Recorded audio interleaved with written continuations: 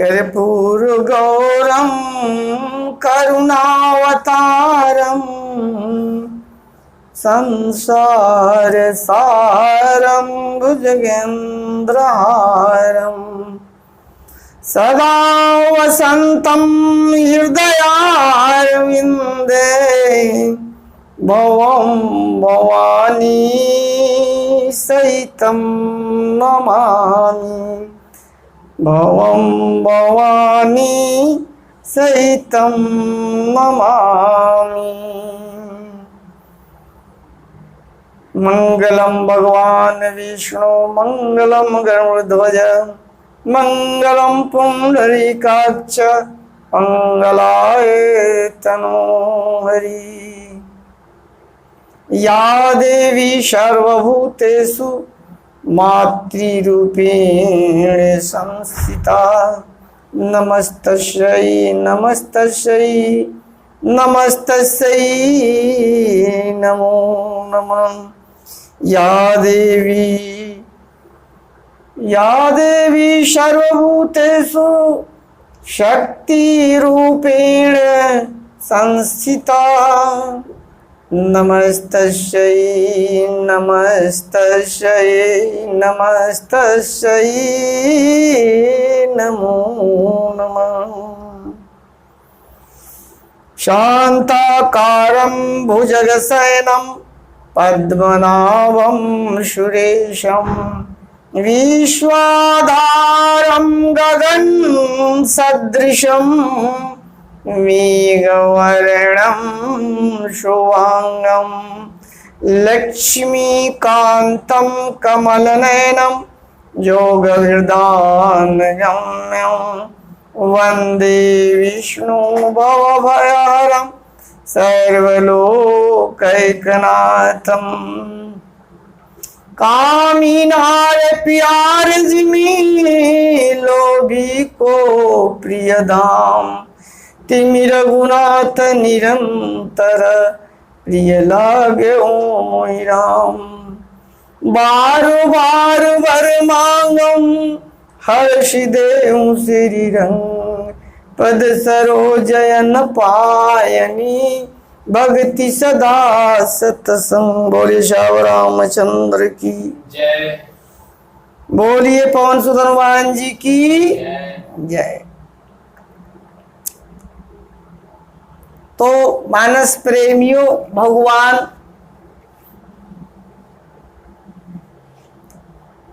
जब भरत जी को बार बार समझाने और निवेदन और कहने के बाद भी बोलते हैं कि नहीं, मैं पिता की आज्ञा से और माता की स्वीकृति से मैं 14 वर्ष का वनवास लिया हूं। अगर तुम कहते हो कि आप अयोध्या चले जाइए और शत्रुघ्न संग मैं जाऊंगा तो पिता का वचन पूर्ण हो जाएगा। हे ज्ञानी भरत जी, ये बात तुम्हारी उपस्थिति में नहीं हुई थी,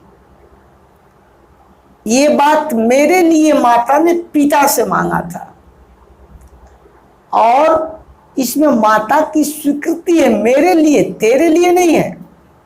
इसलिए हे भरत, आप अयोध्या को संभालो। जब मेरा पिता के आदेश में जो मैं 14 वर्ष के लिए आया हूं वह पूर्ण होगा तो मैं आ जाऊंगा। भरत जी ने कहा कि अगर एक पल भी, एक दिन भी अगर विलंब हुआ तो आप भी संसार में इस भरत को नहीं देख पाएंगे। मैं अपना प्राण त्याग दूंगा।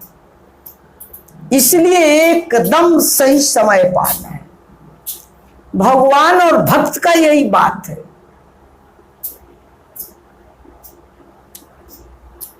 भगवान मनुष्य रूप में श्री राम के रूप में नर लीला कर रहे हैं, और जीव जो है ईश्वर का जो अंश जीव है भरत जी हैं। तो भक्त और भगवान के बीच में, यानी कि दो भाइयों के बीच में जो संवाद होता है, तो दोनों भारी पड़ते। अपनी अपनी बात जो है दोनों बड़ी शालीनता से और बड़ी उपयुक्त और बड़ी कोमलता के साथ इतनी सटीक कहते हैं कि महाराज विदेह भी उन जिसकी बात सुनते थे तो लगता था कि भरत ही सही कह रहे हैं, राम जब बोलते थे तो लगता था कि राम ही सही कह रहे हैं। वह ज्ञान के पुंज जनक जी भी दोनों को अंतर नहीं कर पाते थे कि किसको क्या मैं कहूं। दोनों अपने अपने स्थान पे दोनों इतनी बढ़िया बढ़िया और बढ़िया तरीके से अपनी बात को समझा के कह रहे हैं कि मैं भी इस पर कुछ नहीं कह पाता हूं। और भरत जी अयोध्या को चले आए, भगवान राम रह गए, भैया लखन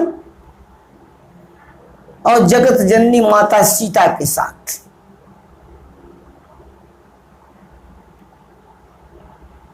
इस प्रकार से वह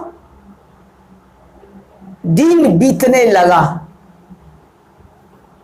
चित्रकूट में 12 वर्षों तक निवास करने के बाद में भगवान वहां से आगे बढ़े और पंचवटी में चले गए। और वहां वो घूमने फिरने ऋषि महर्षियों का दर्शन,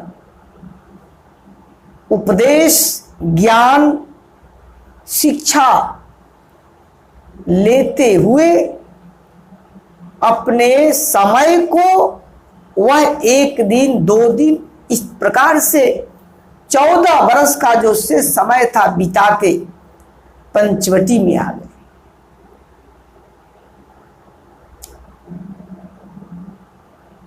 और यहां एक दिन भगवान जो थे उन्होंने माता का एक दिन बड़ा ही सुंदर रूप को संवारने लगे और संवार दिए। इतने में दुष्ट इंद्र का जो पुत्र है उसको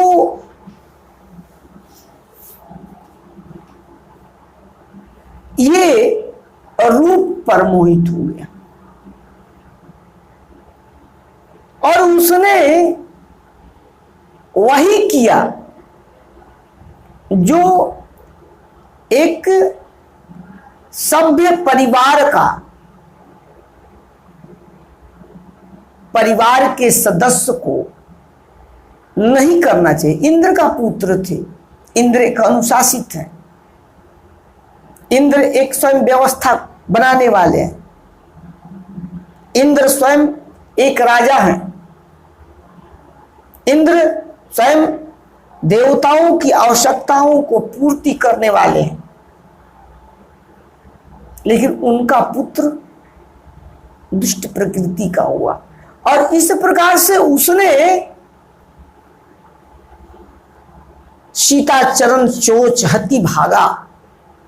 उसने जगत जननी के पैरों पर अपनी नुकीली चोंच का प्रहार किया और उस चोंच के घाव से रक्त की धारा बहने लगी।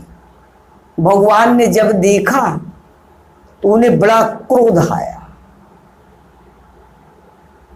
भगवान यहां से क्रोधित होने लगे,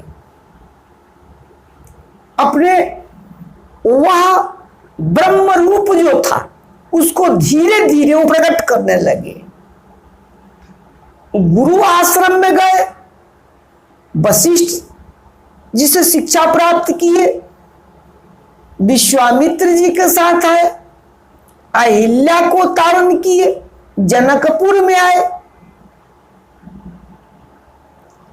और सब अलौकिक काम करते हुए भी उनके अंदर उग्रता नहीं आई, संयम में थी। और इधर 12 वर्ष का समय बीतने के बाद जब जयंत ने दुष्टता की तो भगवान कुपित हो गए, भगवान क्रोधित हो गए, और उन्होंने अपने शक्ति का प्रहार किया। अपने धनुष पर एक सीख उठाया जिसमें नूक नहीं था, जो विष से सना हुआ लोहे की तीर के अग्रभाग पर लगा होता है, जो दुश्मनों के शरीर को बेध देता है, वह नहीं था, और छोड़ दिए। जयंत भाग गया और वह बिन फण के बाण जो था वह भी पीछा करने लगा। जयंत जहां भी पीछे देखता था केवल 2 आंगुल की अंतर थी। अपने तन और शरीर से उस तीर का पीछा करने की जो दूरी थी केवल 2 आंगुल थी। जयंत भागते भागते लगा कि अब मुझे सहायता चाहिए, इसलिए वह शिव के ब्रह्मा के शरण में गया। ब्रह्मा जी ने कहा कि देखो, मैं तुम्हें बचा नहीं सकता, तुमने बड़ा ही दुष्टता का काम किया है, तुम्हारा ये बहका हुआ मन जो था मैं नहीं बचा सकता, उसे तुम्हें दंड मिलेगा। तुम्हें ज्ञान नहीं है क्या? पिता से तुम संवाद नहीं करते हो क्या? इंद्र नहीं जानते हैं कि कौन है? जयंत वहां से भागा, भगवान आशुतोष के पास पहुंचा, यानी शिव जी के पास। भगवान शिव ने कहा कि मैं भी तेरी रक्षा नहीं कर सकता हूं। अब ये भागने लगा, तीनों त्रिलोक 14 भुवन में बीच पथ में नारद जी ने कहा कि हे जयंत मुनिवर मेरी रक्षा करो। कहा कि इससे कोई तुम्हें बचा नहीं सकता है। कहा तो क्या मेरा प्राणांत निश्चित है? कारण कि है, तो क्या इससे बचने का उपाय नहीं है? है। कौन उपाय है? कारण कि तुम राम के शरण में जाओ, वही करुणा निधान, वह करुणा के सागर है, दयावान है, वही क्षमा करेंगे। कहा कि उन्हीं के कोप तो है, कहा कि फिर भी शरणागत होने पर उसकी वो रक्षा करते हैं, ये उनका प्रण है। और जयंत वहां से मुड़ के आया भगवान के पास और भगवान के चरण को गह लिया, मेरी रक्षा करो प्रभु, मुझे क्षमा करो, प्राण दान दे दो, अब मैं ऐसी दुष्टता नहीं करूंगा। भगवान ने कहा कि ठीक है, इसका दंड तुम्हें एक प्रतीक के रूप में तो होना चाहिए कि जिस रचना को भगवान स्वयं संवारने का काम करते हैं, वह रचना स्वयं भगवान को ही अपना सब कुछ मानता, अर्पण समर्पण होता, और भगवान के प्रिय वस्तु यानी जो उनको है प्रिय वस्तु या व्यक्ति या जीव जंतु, तुम उसके साथ दुष्टता करोगे तो इसका दंड मिलेगा। इसलिए उन्होंने उस बिन फण के बार को छोड़ दिया और उस काग जयंत कौवे के रूप में था ना, उसकी एक आंख फोड़ दी। इस प्रकार से हम देखते हैं कि काग जो है, कौवा जो है ना, वो एक आंख का होता है। देखे होंगे आप लोग, हम लोग कौवा कभी ऐसे नहीं देखता है, ऐसे देखता है। तो पुतली इधर आके इधर देखती है, इधर देखना ऐसे करता है, कहने उसमें एक एक्शन होता है, तब जाके वो नेत्र से दूर की वस्तुओं को चाहे जो भी है देख लेता है, क्योंकि उसकी एक ही पुतली है। इस प्रकार से जयंत को अभय दान, प्राण दान देते हुए दंडित करके भगवान ने छोड़ दिया। भगवान से छूटने के बाद जयंत चला गया